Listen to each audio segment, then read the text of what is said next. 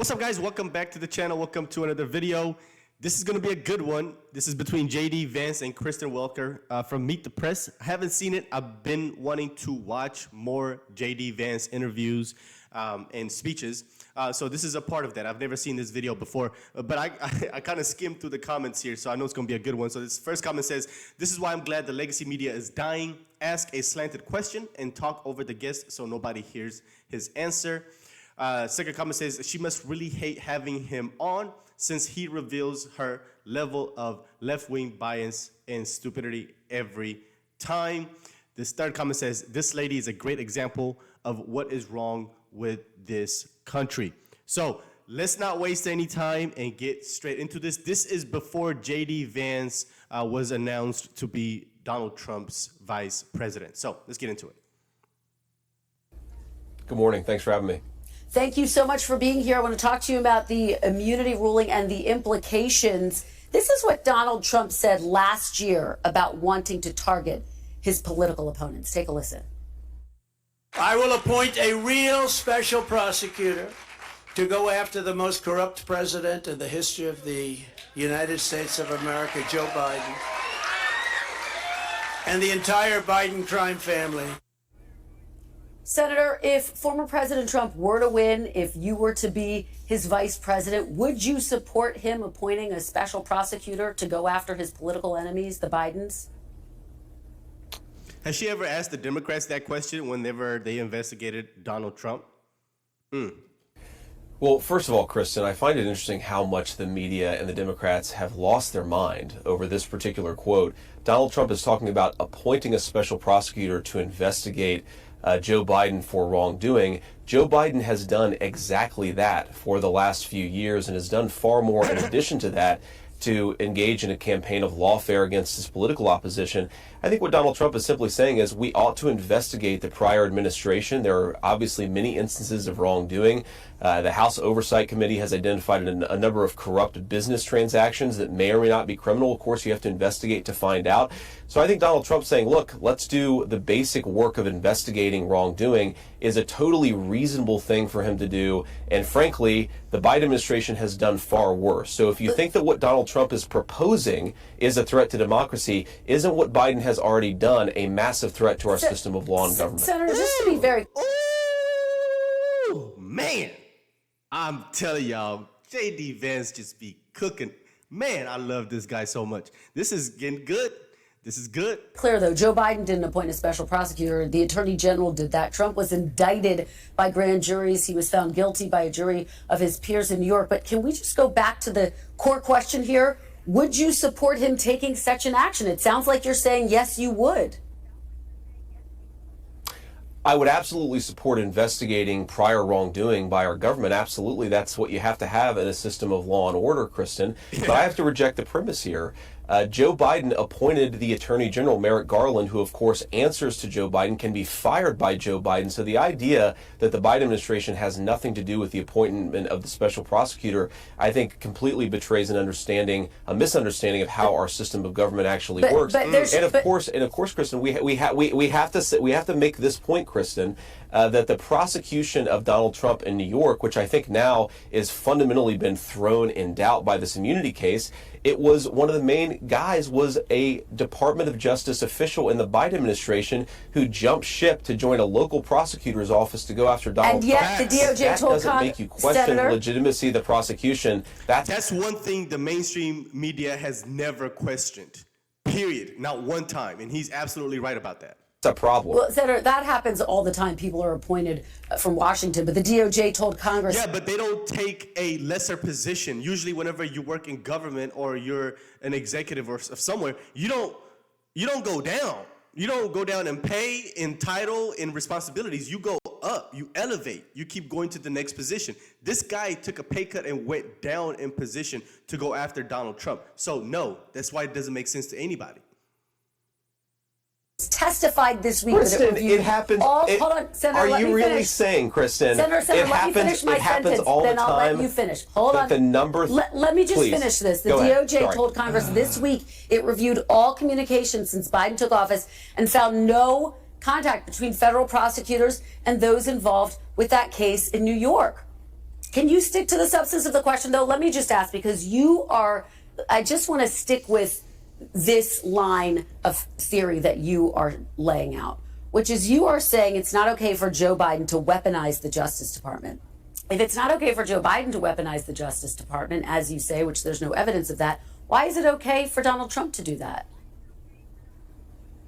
Well, Kristen, first of all, you said that it happens all the time, that the number 3 person in the Department of Justice jumps ship to join a local prosecutor's office to go after the president's political opponent. I don't think that's ever happened in the history of American democracy, and I don't think that we should legitimize it. Now, if Donald Trump's attorney general had his number 2 or his number 3 jump ship to a local prosecutor's office in Ohio or Wisconsin, and that person then went after Donald Trump's political opposition, that's a different conversation. Senator, all he's suggesting is that we should investigate credible arguments of wrongdoing. That's all that Donald Trump is saying. That is not a threat to democracy. That's merely reinforcing our system of law and government. Bottom line, you are okay with Donald Trump appointing a special prosecutor to go after his political enemies, which would include Joe Biden. You're just, to button that up, it sounds like you're saying yes. Let me move on, though, to my next question. Wow, you see how she I want framed to talk that? to you about the Heritage Foundation. It's a conservative think tank in Washington. It shapes the agenda they would like to see in a Trump second term.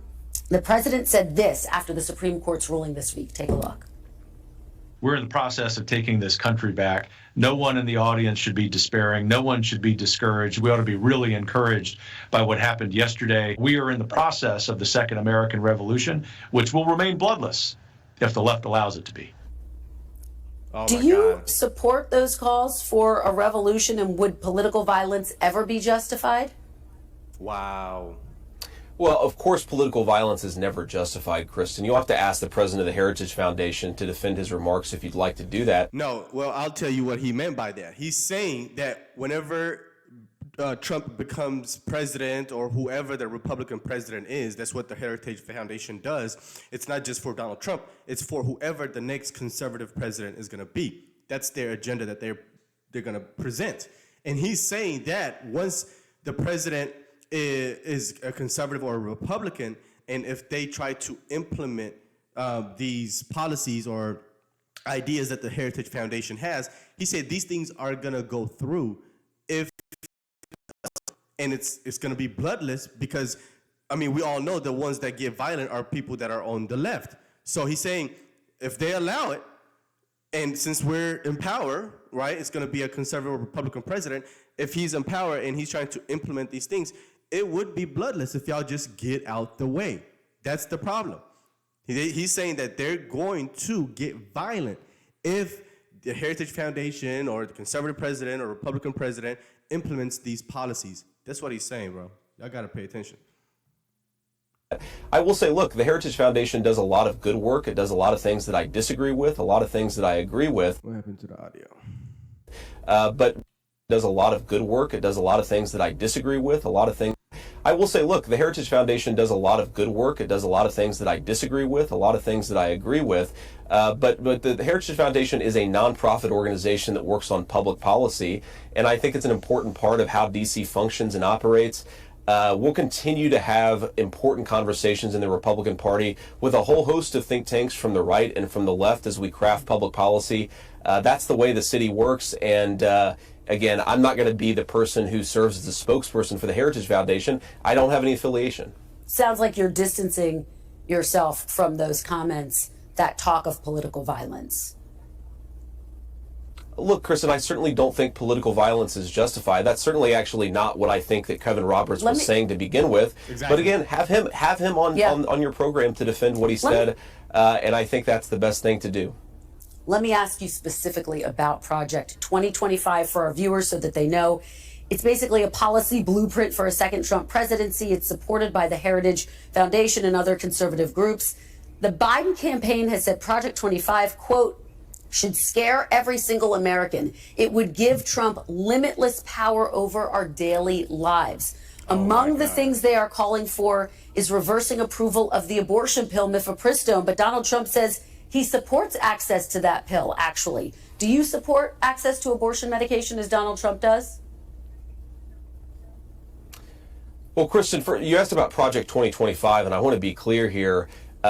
Trump explicitly has said his own transition team runs the Trump transition and will run the Trump administration. Again, you have a whole host of organizations, some of which have good ideas, some of which have bad ideas, and some of which have both. And I'm sure the Trump administration will talk to a lot of people as it's crafting an agenda to bring back American manufacturing jobs, to lower inflation, and to bring peace and prosperity back to the world. That's the whole reason why me and so many others are trying to reelect Donald Trump, is because the agenda actually worked. It was his agenda, and I think it'll work again for the American people.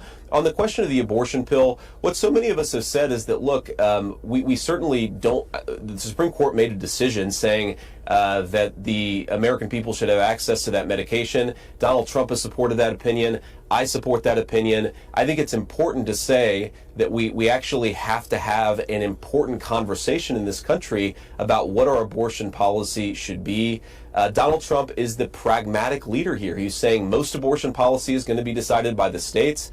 We want to make it easier and more affordable for young women and parents to have families to begin with. We want to lower housing costs, eliminate the surprise medical bills that so many families see after they have a baby. That's the Trump and Republican approach to this issue. Meanwhile, Joe Biden wants taxpayer-funded abortion up to the moment of birth. It's so crazy to me how the Democrats frame this as Republicans. Just let me finish, Kristen.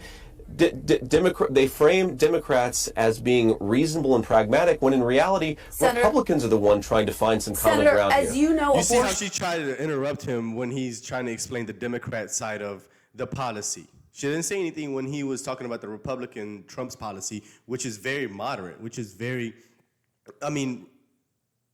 realistic.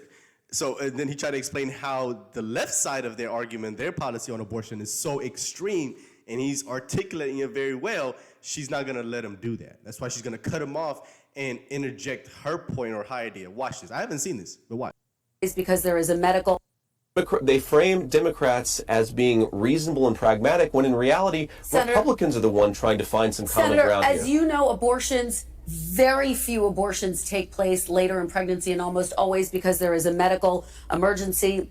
I know Trump is trying to distance himself from Project 2025, but we have to point out that a number of people who are involved with it are former Trump officials: Ben Carson, Peter Navarro, Russ Vought, and others. But just to be clear, you support mifepristone being accessible.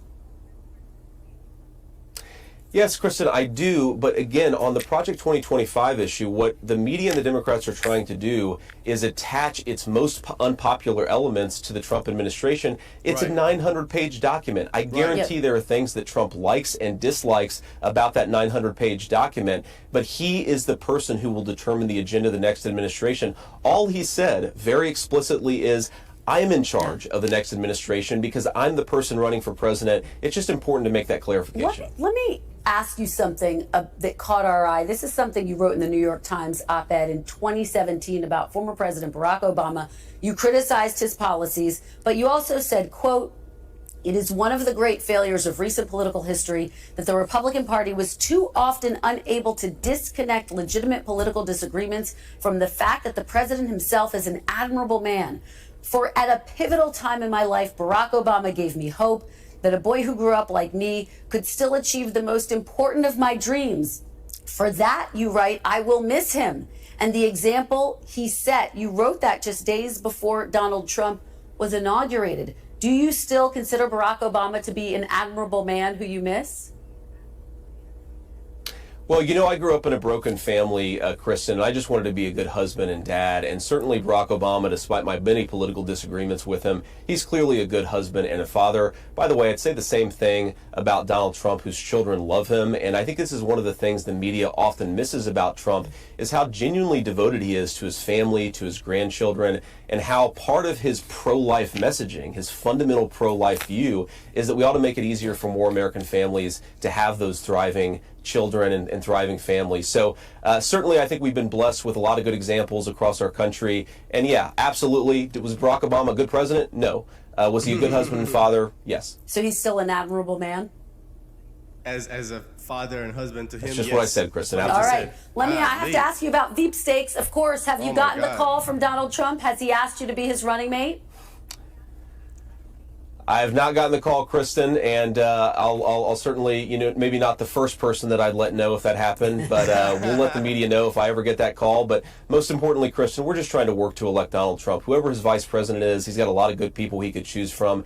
It's the policies that worked and the leadership style that worked for the American people. I think we have to bring that back to the White House, and I'm fighting to try to do that. Well, here we are about a week before the Republican convention. Before I let you go, can you say unequivocally here and now that you will accept the results of the 2024 election no matter what they are? So long as it's a free and fair election, Kristen, of course we will. We will use constitutional processes to challenge issues if we think there are issues. But if it's a free and fair election, we will do what the Constitution requires. We will respect the results, and I expect those results are going to be to re-elect Donald Trump. It was a free and fair election in 2020. Donald Trump took his concerns to court. He lost in court, but he still has not conceded. Do you understand that when you refuse to commit unequivocally, that feeds into people's concerns, skepticism about the nation's electoral process? Well, Kristen, I don't agree with that, actually. I think that feeding into people's concerns about our electoral process is that one half of America's political segment, they won't support legislation that makes it harder for illegal aliens to vote. They won't support universal voter ID in our elections, even though you have to present ID to do almost anything in this country. I think taking people's concerns seriously about election fraud is the way to reinforce security and confidence in our elections. Yeah, Senator, it's already against the law for non-citizens to vote. But just on that very point, when others refuse to say, yes, we will accept the election results, do you understand how that undermines people's confidence in the electoral system? But Kristen, what I just said is I don't agree with that. What I think actually undermines people's confidence in the electoral system is when the media is incurious about obvious examples of problems in our electoral system. I think we've got great elections, but a lot of things could be better in certain states. I want to work to make that happen so the American people have greater confidence in their elections. That's what I'll keep doing. Nice. Senator, thank you for being here. Please come back when you get that phone call. If not beforehand, really appreciate it. Thank you. Oh man. I'm telling y'all, I love JD Vance so far. This guy is good. This guy is very good. I'm liking what I see. And his responses to these questions are just phenomenal. So let's get into the comment section. So the first one, we read these first three already. So this one says, I can see why Trump picked him as his VP. He's extremely articulate. He is. He's very smart. He knows how to communicate very well. And it also seems like it's very hard for the media to get any type of gotcha moments out of him. This is good. Next comment says, she isn't asking questions to learn the answers. She is asking questions to try to prove her own points. That's what the left media does. I'm old enough to remember when journalists tried to hide their bias and to report the news, not sell their own opinions as facts. There you go. These people are literally the same as people like me on YouTube. Opinion commentators, just coming on, instead of coming on YouTube, they're on national television giving their opinions. They're not generalists anymore, especially legacy media, especially MSNBC, CNN, ABC. They are all propagandist opinion commentators, Democrat shields, period. Next comment says, the way she asks questions is ridiculous and baiting, not working for her here, thankfully. Yeah, because J.D. Vance is smart enough to see through the BS. Smart enough to literally just answer the question right over how she basically frames it for him to fall under a trap. It's very well done. Next comment says, I cannot even listen to that poor excuse of a news anchor. Annoying. I'm reminded why I stopped watching NBC over a decade ago. So sad she chose to ruin her career by supporting corruption. Next comment says, just when you think you hate the media enough, you realize you don't. Next comment says, she needs to quit answering his questions for him when the answers aren't what she wants. Man. Next comment says, after watching this video, I completely changed my mind on J.D. Vance. He is awesome. He's good. I see why Trump picked him. I wanted Vivek, but, if in a perfect world, JD Vance is vice president. Then Donald Trump, leaves office in 4 years. Then JD probably becomes president. Vivek probably the VP, because they're good friends. Him and JD Vance apparently are good friends. I think they went to college or something like that together. So that could be a possibility, and I'm very confident in that. I'm really not even mad at that at all. JD Vance as president, Vivek as vice, probably have 8 years together. Then same thing, Vivek takes over as president. Byron Donalds as VP maybe. Oh my goodness.